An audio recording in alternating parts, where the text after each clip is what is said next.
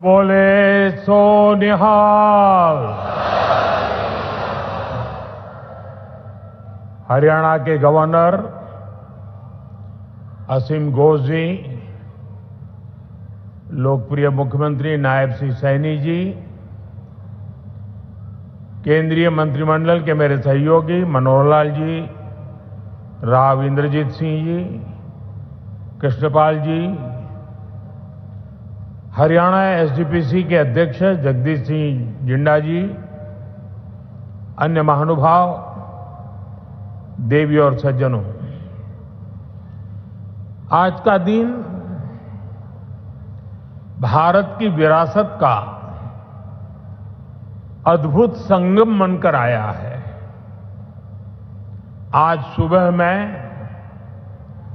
रामायण की नगरी अयोध्या में था और अब मैं यहां गीता की नगरी कुरुक्षेत्र में हूं।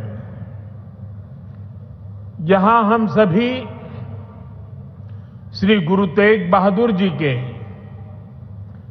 350वें बलिदान दिवस पर उन्हें नमन कर रहे हैं। इस आयोजन में हमारे बीच जो संत मौजूद हैं, जो सम्मानित संगत उपस्थित है, मैं आप सभी को श्रद्धापूर्वक नमन करता हूं। साथियों, 5-6 साल पहले एक और अद्भुत संयोग बना था। मैं उसका जिक्र भी जरूर करना चाहता हूं।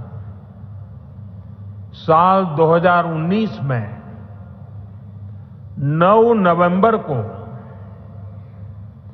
जब राम मंदिर पर सर्वोच्च न्यायालय का निर्णय आया था, तो उस दिन मैं करतारपुर कॉरिडोर के उद्घाटन के लिए डेरा बाबा नानक में था। मैं यही प्रार्थना कर रहा था कि राम मंदिर निर्माण का मार्ग प्रशस्त हो, करोड़ों राम भक्तों की आकांक्षा पूरी हो। और हम सभी की प्रार्थना पूरी हुई। उसी दिन राम मंदिर के पक्ष में निर्णय आया। अब आज अयोध्या में जब धर्म ध्वजा की स्थापना हुई है, तो फिर मुझे सिख संगत से आशीर्वाद लेने का मौका मिला है। साथियों, अभी कुछ देर पहले कुरुक्षेत्र की भूमि पर पांचजन्य स्मारक का लोकार्पण भी हुआ है। कुरुक्षेत्र की इसी धरती पर खड़े होकर भगवान श्री कृष्ण ने सत्य और न्याय की रक्षा के उसे सबसे बड़ा धर्म बताया था। उन्होंने कहा था, स्वधर्मे निधनम श्रेय, अर्थात सत्य के मार्ग पर अपने धर्म के लिए प्राण देना भी श्रेष्ठ है।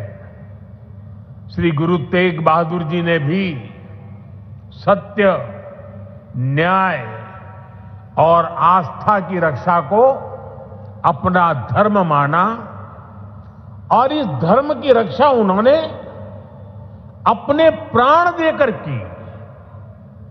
इस ऐतिहासिक अवसर पर भारत सरकार ने श्री गुरु तेग बहादुर जी के चरणों में एक स्मृति डाक टिकट और विशेष सिक्का भी समर्पित करने का सौभाग्य पाया है।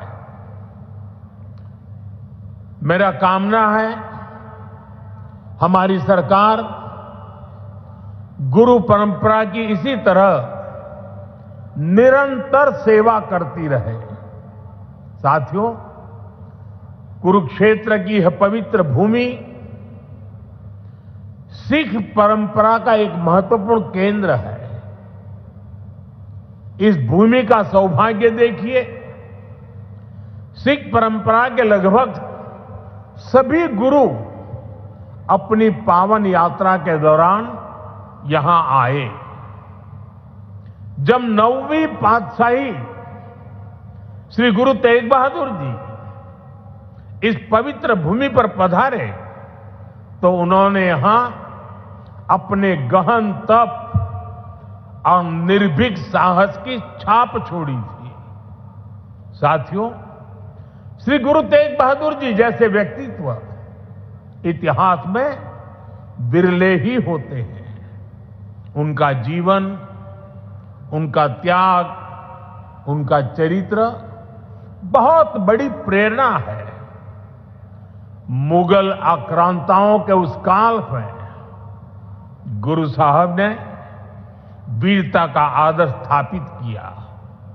हम सब जानते हैं कि श्री गुरु तेग बहादुर जी के शहीद होने से पहले क्या हुआ था।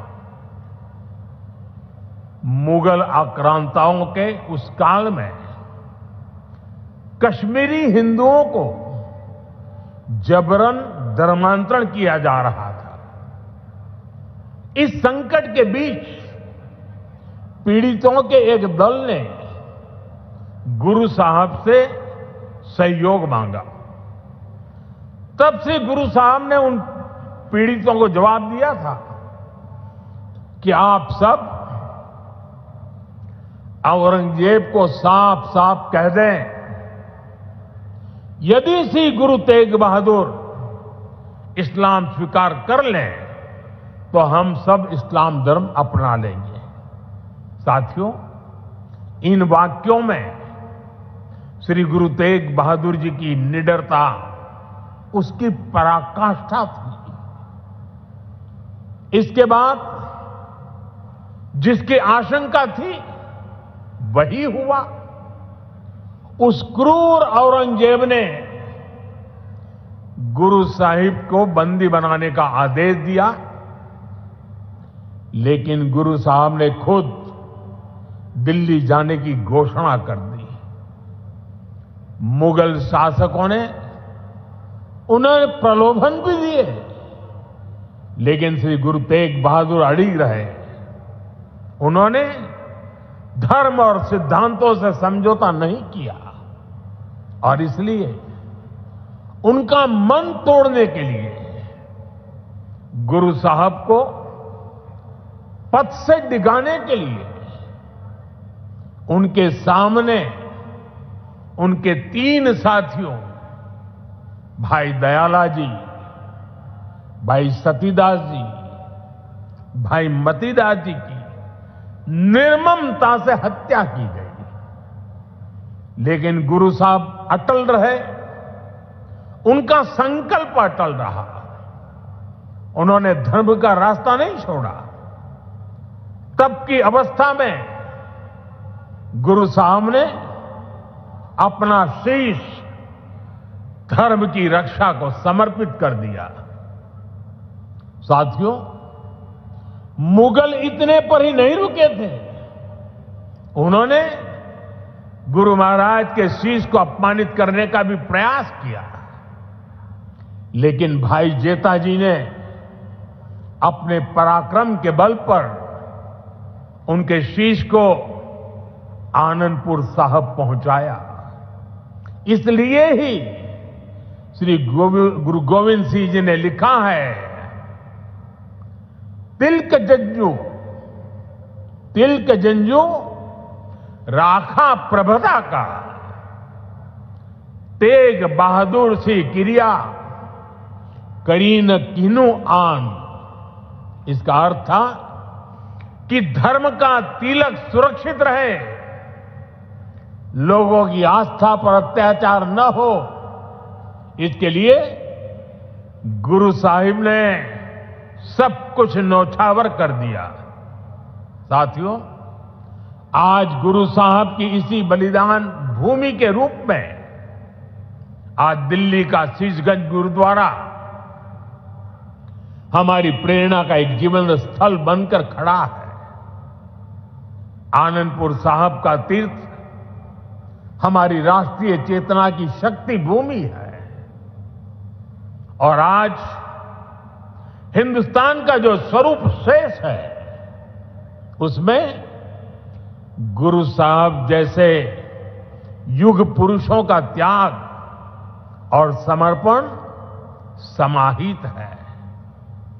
और इसी त्याग के कारण श्री गुरु तेग बहादुर साहब को हिंद दी चादर कहकर पूजा जाता है।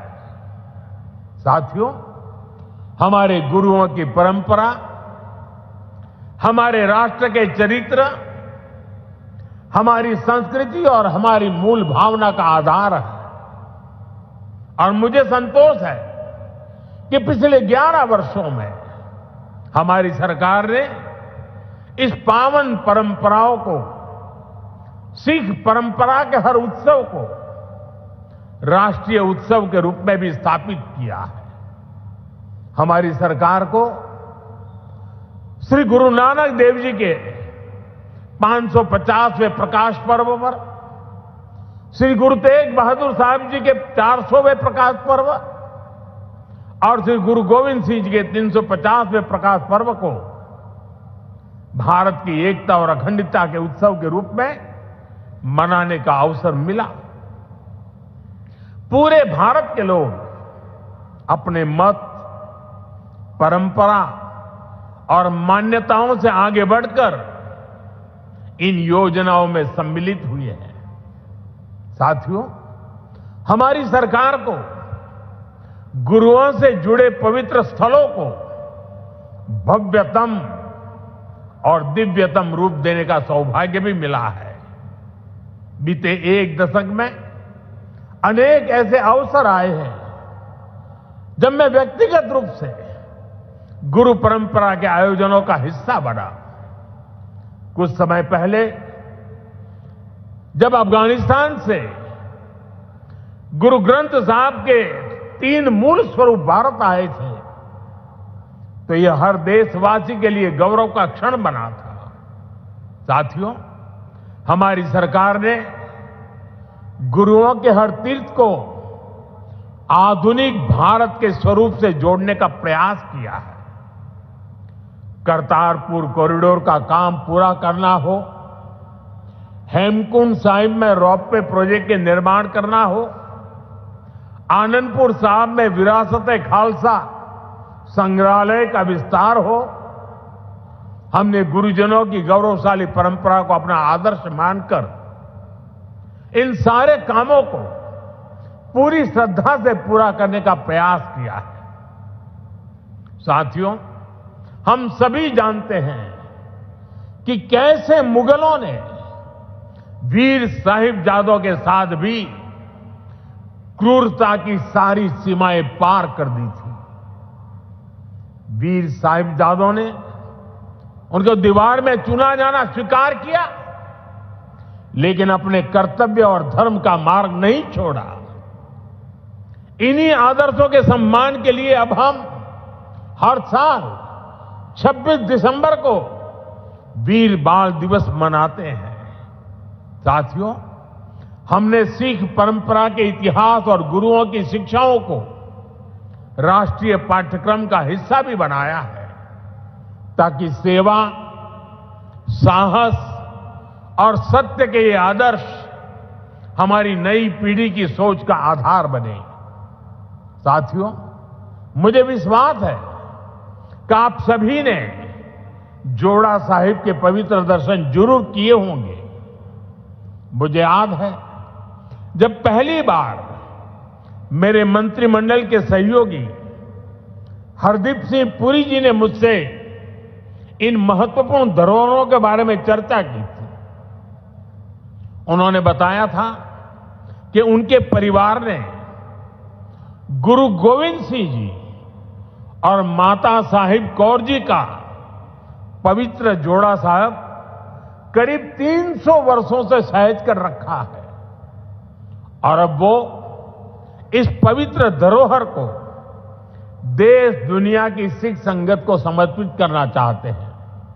साथियों, इसके बाद इन पवित्र जोड़ा साहिब को पूरे सम्मान और मर्यादा के साथ वैज्ञानिक परीक्षण कराया गया ताकि ये पवित्र धरोहर आने वाली पीढ़ियों के लिए संरक्षित हो सके।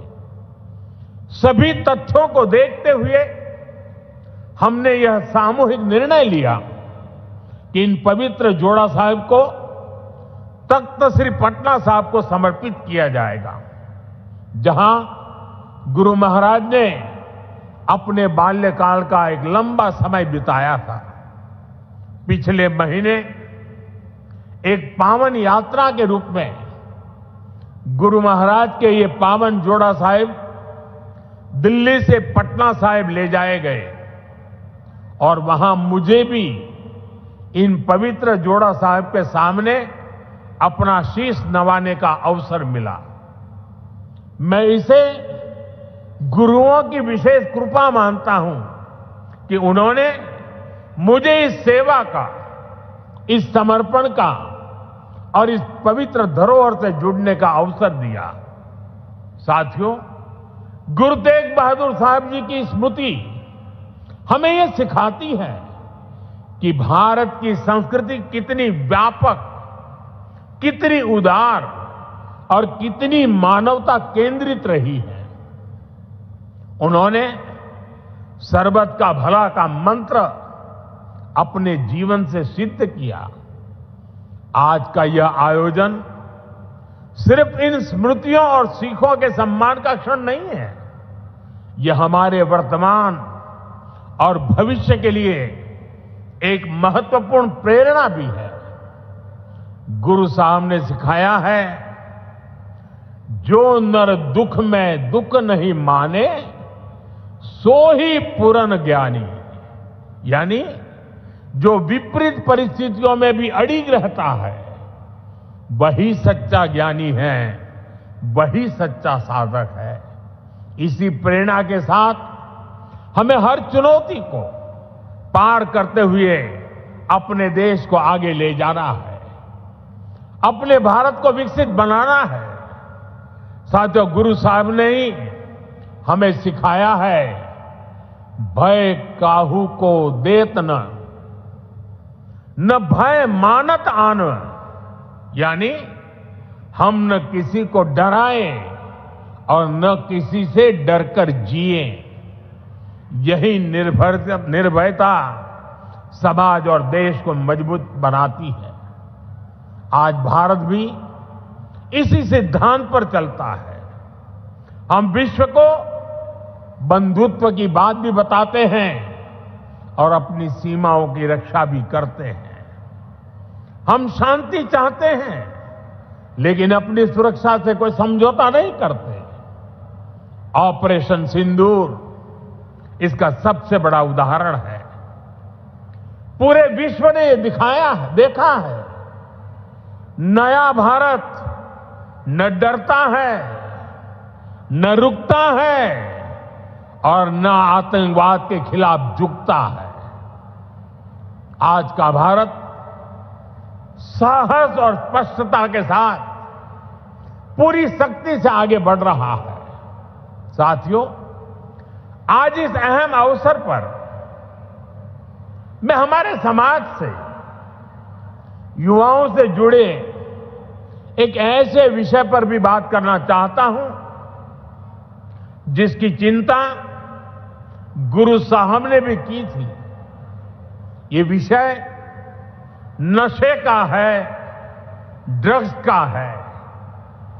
नशे की आदत ने हमारे अनेक नौजवानों के सपनों को गहरी चुनौतियों में धकेल दिया है।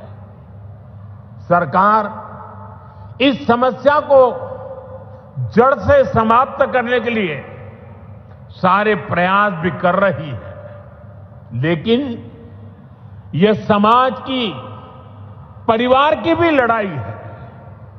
और ऐसे समय में श्री गुरु तेग बहादुर साहब की शिक्षा हमारे लिए प्रेरणा भी है और समाधान भी है।